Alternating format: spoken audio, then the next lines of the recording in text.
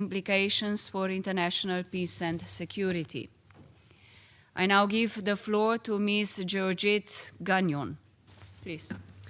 Madam President, today the world marks Human Rights Day, a reminder of the enduring relevance of the Universal Declaration of Human Rights and its promise of dignity, equality, and justice for all. The Afghan people continue to endure multiple crises, and their resilience, while clear, is under severe strain. Their situation demands both urgent attention and greater international support. Women and girls continue to be systematically excluded from almost all aspects of public life. The ban on secondary and tertiary education for girls persists now into its 4th year, depriving Afghanistan of female doctors, entrepreneurs, teachers, and leaders critical to the country today and for its future. Media freedom is increasingly restricted. Journalists face intimidation, detention, and censorship, reducing the space for public debate and public participation, with people excluded from decisions on their own future. Afghans, women and men, continue to experience systematic infringements into their daily lives through the enforcement of the de facto authorities' law on the propagation of virtue and prevention of vice. The deteriorating human rights situation is not the only crisis affecting the Afghan people. The country continues to face a grave humanitarian crisis, with more humanitarian support needed. More than 23 million Afghans, over half the population, continue to require humanitarian assistance in 2026. Their needs are staggering and growing. At the same time, thousands of Afghans each month have returned from Iran and Pakistan, some under duress. The return of nearly 2.5 million Afghans from Iran and Pakistan in 2025 represents a 6% population increase, compounding the deep-rooted economic, climate, and humanitarian crises the country already faces. Many returnees arrive with few possessions, destined for host communities that are ill-equipped to receive them, and an economy insufficiently robust to provide them with jobs and basic services. According to the World Bank, while GDP growth this year is expected to reach around 4.5%, the per capita income will fall by about 4% due to the population increase. This would be the 3rd straight year of declining per capita GDP. The de facto authorities have set the objective of economic self-sufficiency, using Afghanistan's geographical position to increase transit trade, as well as increasing production of goods in Afghanistan. This is outlined in the recently released National Development Strategy. The private sector is also one of the few areas where women have some freedom to work. But the overall self-sufficiency project is undermined by other policies that create political risks that hinder investment. Ideological restrictions also impede economic activity for women in particular, but also for men. Many women and girls returning to Afghanistan have skills and capabilities that could help lift the economy. They will not be allowed to. The de facto authorities continue to prevent UN female national staff from accessing UN premises countrywide. This violates their human rights and the United Nations Charter and is a barrier to our ability to deliver on the mandate this Council has given to us. We have consistently raised this unacceptable situation with de facto leaders. We need your further support to ensure this situation does not become normalized. Madam President, successive droughts and land degradation compounded by a struggling economy and population pressures are devastating agricultural production in a country where most livelihoods depend on it. The de facto authorities' ban on opium cultivation, welcomed by the international community, is now implemented for the third straight year. As UNODC recently reported, rural incomes have dropped by 48%, with farmers trying to manage the transition from an opium to licit crops of value.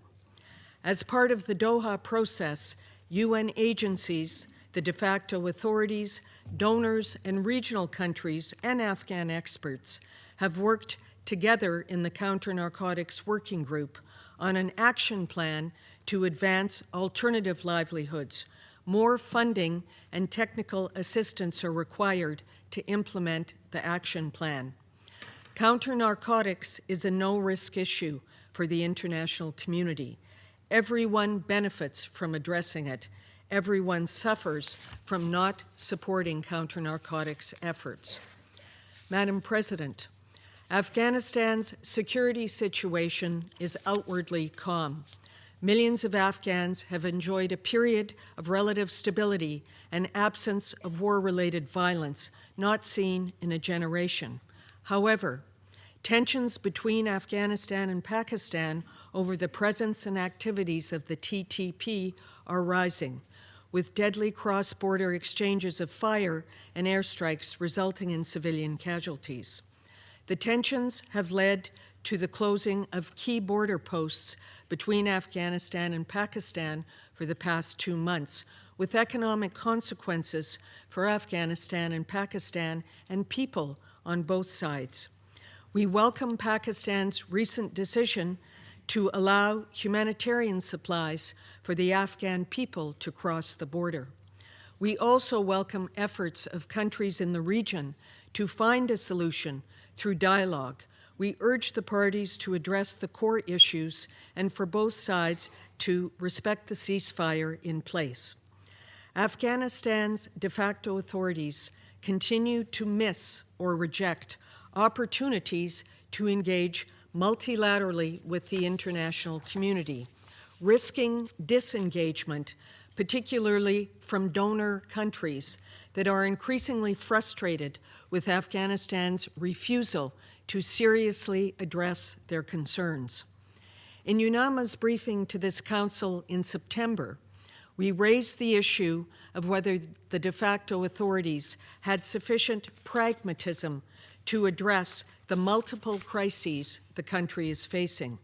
Shortly after, the Taliban leader ordered the shutdown of all telecommunications, including the cell phone network and internet. This had a wide-ranging and, in some cases, life-threatening implications for people in Afghanistan, including delayed or no access to health care and emergency services, disruption of people's daily and family lives, exacerbation of existing restrictions on women and girls, and severe disruption of business, banking, humanitarian, and air operations. The diplomatic community in Kabul was suddenly isolated from their capitals. The impact of this unprepared and unannounced decision was so disruptive that it was reversed by the more pragmatic faction of the de facto authorities.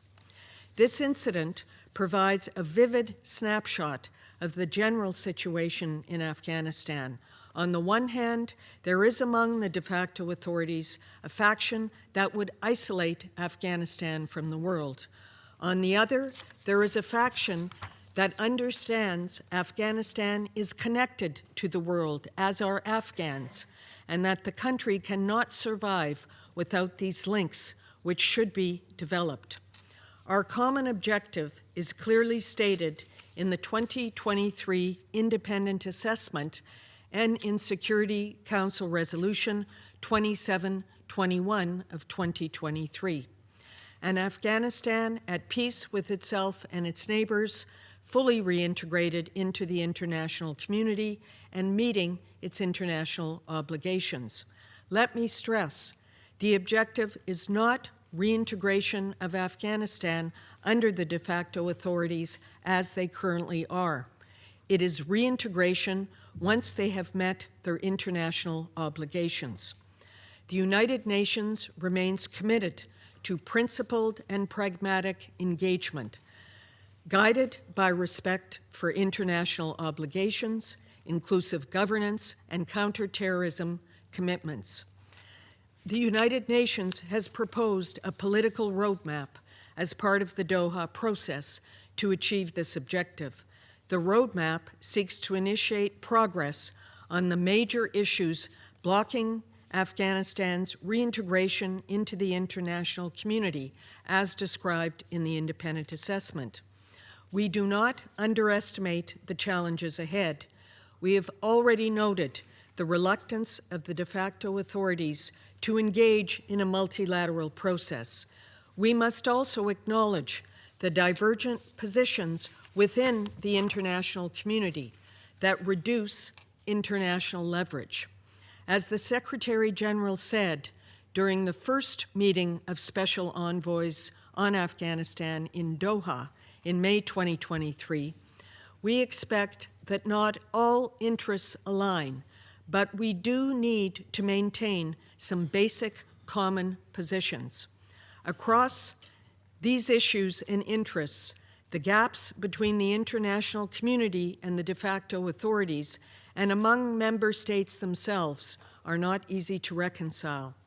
Promoting unity and overcoming these obstacles are the subject of our daily diplomacy with all stakeholders. While they are demanding, we must not collectively lose sight of the main objective. Despite the serious issues described, the serious crises described, an opportunity exists to build on the current relative stability to begin resolving the root causes of these crises. With the Council's support, we can continue to build bridges of engagement and work toward our common vision of an Afghanistan at peace, reintegrated into the global community, and where the human rights of all Afghans are realized and respected. Thank you, Madam President and members of the Council. I thank Ms. Gagnon for her briefing, and I now give the floor